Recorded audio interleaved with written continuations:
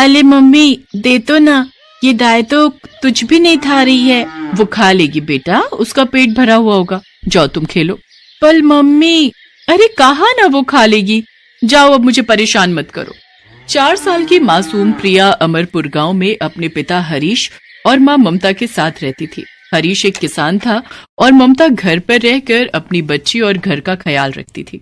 हरीश के पास एक गाय थी जो हमेशा उनके घर के पीछे बाड़े में बंधी रहती थी। प्रिया ने उस गाय का नाम मंगो रखा था, क्योंकि जब भी प्रिया मंगो के पास जाती थी वो जीभ निकालकर खड़ी हो जाती थी। प्रिया कहती थी जब देखो कुछ न कुछ खाने को मांगती रहती है, इसलिए उसने गाय का नाम मंगो रखा था। प्रिया ज्यादातर समय मंगो के पास बाड़े में ही खेलती रहती थी। मंगो को भी प्रिया को खेलते देखकर बहुत अच्छा लगता था। फिर एक दिन, प्रिया, ओ प्रिया, अरे कहाँ चली गई?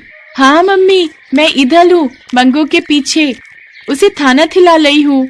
ओहो बेटा, मंगो कोई बच्ची थोड़ी है, वो खा लेगी। मुझे पता है मम्मी, मगर मंगो को अपने हाथ से खिलाना मुझे अच्छा लगता है। अच्छा बाबा ठीक है, खिला अपने हाथों से इसे, पर जल्दी अंदर आ जाना और अपना खुद भी खाना खा लेना। प्रिया मंगो के पास खेलती रही और ममता घर के अंदर चली गई। अब बाड़े में प्रिया और मंगो अकेली थी, लेकिन ऐसा नहीं था कि वहां कोई और नहीं था। ये एक भारी भरकम बाघ था जो पास ही घात लगाए बैठा था। उसकी नजर छोटी सी प्रिया पर थी और मौका पाते ही वो उसकी तरफ झपट पड़ा। बाघ की छलांग देखकर मंगो को एहसास हो गया कि बाघ जरूर प्रिया की जान ले लेगा, लेकिन उससे पहले ही मंगो ने पूरी ताकत के साथ अपने गले में बंधी रस्सी को झटका दिया और उसकी ताकत से रस्सी समेत खूंटा भी जमीन से उखड़ गया। अब मंगो प्रिया और बाघ के बीच खड़ी थी। प्रिया डर से थर-थर कांप रही थी और मंगो आंखें फैलाए और नथुने फुलाए बाघ को घूर रही थी। बाघ भी समझ गया था कि प्रिया से पहले उसे मंगो से जूझना ही होगा। देखो, चुपचाप चले जाओ यहाँ से। तू भूल गई है क्या कि तू एक गाय है और मैं एक बाघ हूँ? मुझे धमकाने की हिम्मत तुझ में कहां से आई? ये मेरी बच्ची है, तो इस तक पहुंचने से पहले तुम्हें मुझसे लड़ना होगा। एक इंसान की बच्ची के लिए इतना प्यार, ऐसा क्या है इसमें? अगर ये इतनी ही प्यारी है तो फिर तो इसे खाने में और भी मजा आएगा।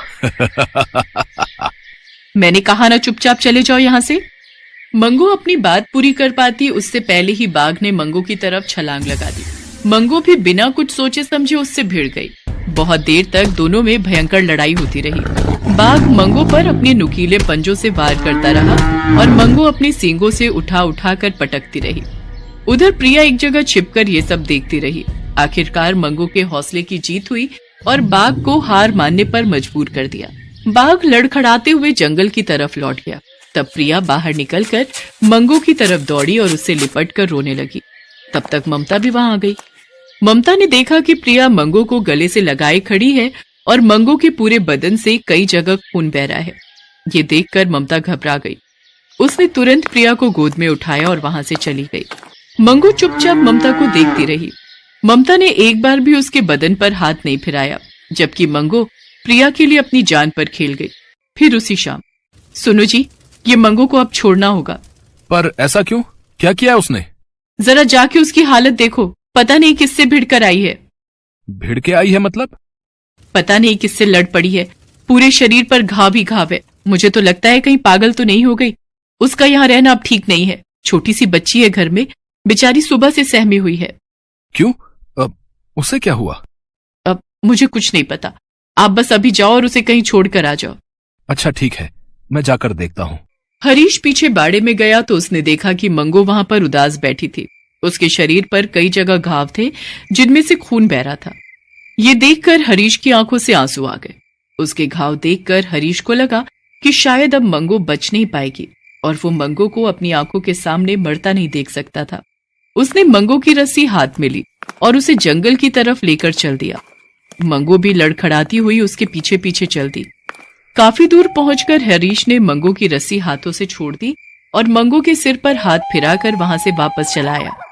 मंगो उसे जाते हुए एकटक देखती रही, लेकिन उसने हरीश को रोकने की या उसके साथ जाने की कोशिश नहीं की और मुंह लटकाए जंगल की तरफ बढ़ गई।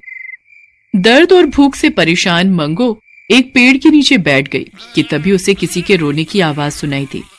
अरे ये क्या? ये तो किसी के बच्चे के रोने की आवाज है। मंगो आवाज की तरफ धीरे धीरे बढ़ी, तभी उसने देखा कि एक बड़े से पत्थर के पीछे बाघ का एक छोटा सा बच्चा रोए जा रहा था। अरे तुम तो बड़े प्यारे हो, पर रो क्यों रहे हो? मेरे बाबा अभी तक नहीं आए और मुझे बहुत भूख लगी है। कहाँ है तुम्हारे बाबा? मुझे नहीं पता, वो मुझे यहीं छोड़ कर गए थे और कहकर गए थे कि थोड़ी देर में खाना लेकर आएंगे। मंगो दर्द से बेहाल थी, लेकिन बाघ के बच्चे को भूख से बिलखता देख उसने फौरन उस बच्चे को अपने पास बुलाया और उसे अपना दूध पिलाने लगी। बाघ का बच्चा भी मंगो से लिपट कर दूध पीता रहा।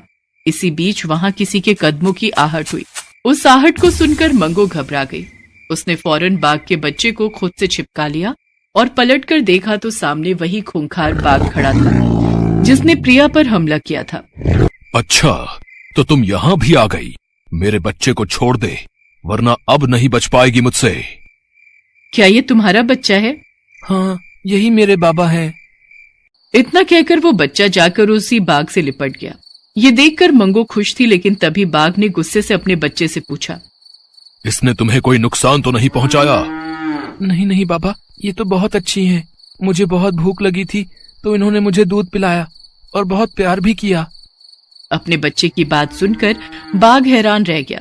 उसका नजरिया मंगो के प्रति एकदम बदल गया।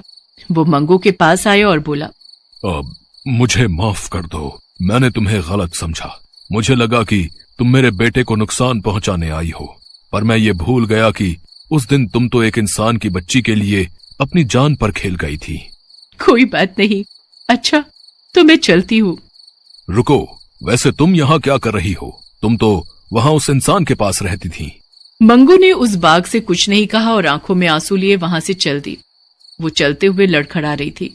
ये देखकर बाघ के बच्चे ने कहा, ये कितनी अच्छी हैं, पता नहीं किस गंदे जानवर ने इन्हें चोट पहुंचाई। बाघ के पास अपने बच्चे के सवाल का कोई जवाब नहीं था। मंगो वहां से चली गई और रात भर जंगल में भटकती रही।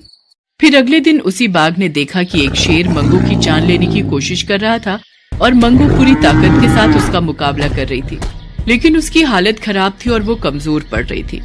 मंगो की जान खतरे में देखकर बाघ शेर से भिड़ गया और फिर दोनों ने मिलकर शेर को वहां से भगा दिया।